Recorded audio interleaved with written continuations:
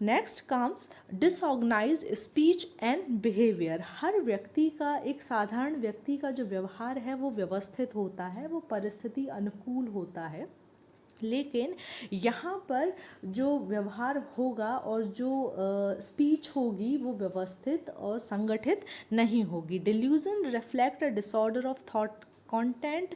Disorganized speech on the other hand is an external manifestation of the disorder in thought form. Delusion हमने बात समझ ली है कि व्यामोह जो होता है ये कंटेंट में जब दिक्कत आती है ये उसकी वजह से होता है, लेकिन जब स्पीच जब डिसऑर्गेनाइज्ड होती है, this is the external manifestation, ये बाह्य प्रकटीकरण है गलत विचारों का। Basically an affected person fails to make sense. इस तरीके की ये लोग बात करते हैं, इसके रोगी इस तरीके की बात करते हैं जिन्हें में से अर्थ निकालना संभव नहीं होता। Despite seeming to confirm to the semantic and syntactic rule. इनमें ग्रामेटिकल प्रॉब्लम नहीं होती है, ये जिस तरीके की बातें करते हैं उनमें ग्रामेटिकल प्रॉब्लम नहीं होती है।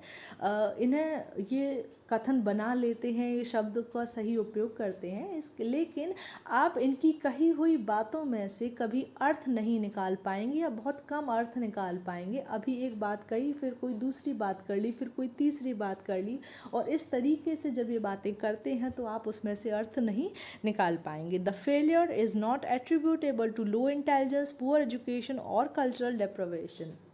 और ये जो डिसऑर्गेनाइज्ड स्पीच है ये कभी भी लो इंटेलिजेंस के, हो सकता है उसका बौद्धिक विकास ऐसा नहीं हो, बौद्धिक विकास प्रॉपर नहीं हो, उसकी वजह से नहीं होती है, एजुकेशन की कमी की वजह से भी नहीं होती है, ये संज्ञानात्मक परेशानियों की वजह से होता है। Also known as cognitive slippage, others have a derailment or a loosening of association, in most extreme cases incoherence। कहने का तात्पर्य है कि यहाँ पर जो स्पीच बोली जाती है या जो बातें कही जाती हैं उनमें कोई संगति नहीं होती है। अभी कोई एक बात कही, फिर अचानक से दूसरी बात किसी और बारे में कही और तीसरी बात किसी और बारे में कही, तो इस तरह से अर्थ निकालना संभव नहीं हो पाता है। Next, disorganized behavior can show itself in a variety of ways। असंगठित स्पीच या भाषा के साथ ही साथ असंगठित व्यवहार भी, इनकोहेरेंस इन बिहेवियर भी देखा जाता है। एक सामान्य आदमी गोल डायरेक्टेड एक्टिविटी करता है, लेकिन मनोविदालिता के रोगी गोल डायरेक्टेड बिहेवियर करने में अपने आप को अक्षम पाते हैं। The impairment occurs in the area of routine daily functioning. ऐसी प्रक्रियाएं जो इंसान के लिए बहुत आम बात है या एक साधारण आदमी उन्हें आसानी से कर लेता है, वो ये नहीं कर पाते हैं।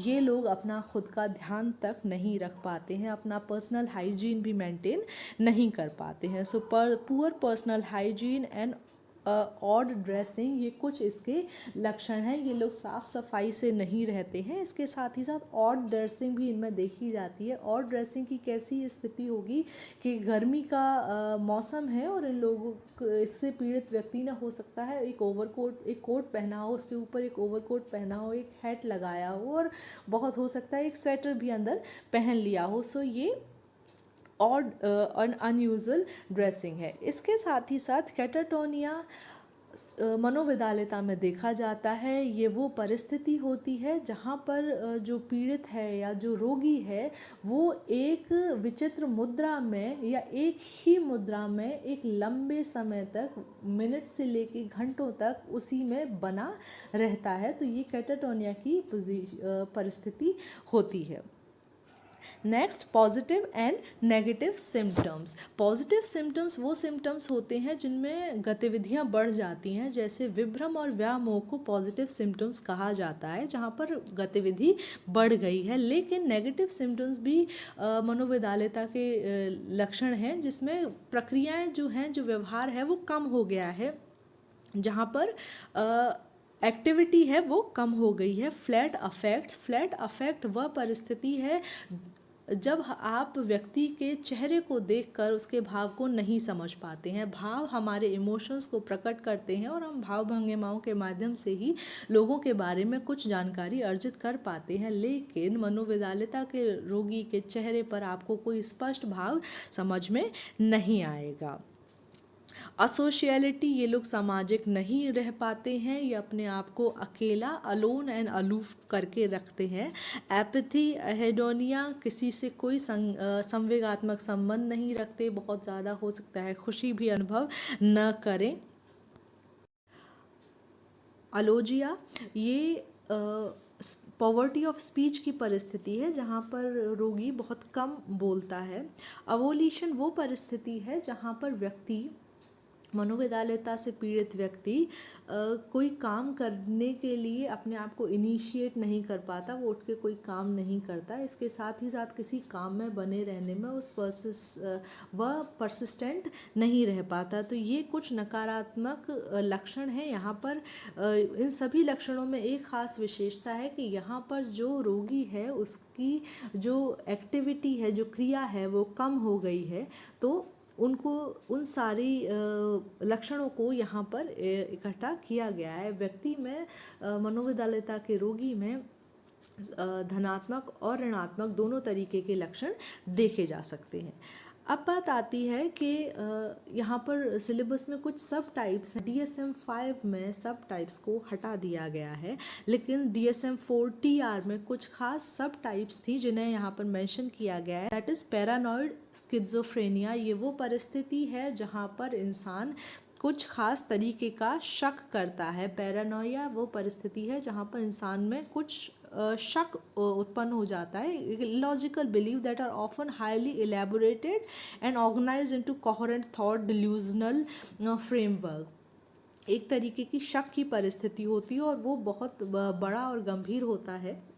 Next is disorganized schizophrenia, which is characterized by disorganized speech, disorganized behavior and flat or inappropriate affect। इसमें ये तीन खास विशेष लक्षण, असंगठित भाषा, असंगठित व्यवहार और असंगठित या इनकोहेरेंस, ऐसा भाव जिसमें संगति न हो, वो देखा जाता है। एंड कैटाटोनिक स्किज़ोफ्रेनिया, जहाँ पर motor science that reflect great excitement और स्टूपर, या तो बहुत ज़्यादा एक्टिविटी बढ़ जाएगी या फिर बहुत ज़्यादा कम हो जाएगी। Unfortunately research using the sub types approach did not yield major insight into the etiology and treatment of the disorder, so that's why the subtypes of schizophrenia are no longer included in DSM-5। अब ये जो सब types हैं DSM-5 का हिस्सा नहीं है।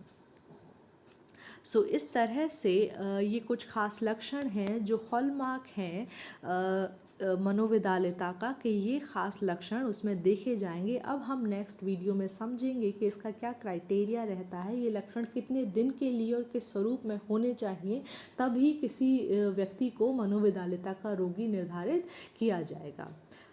So thanks for watching.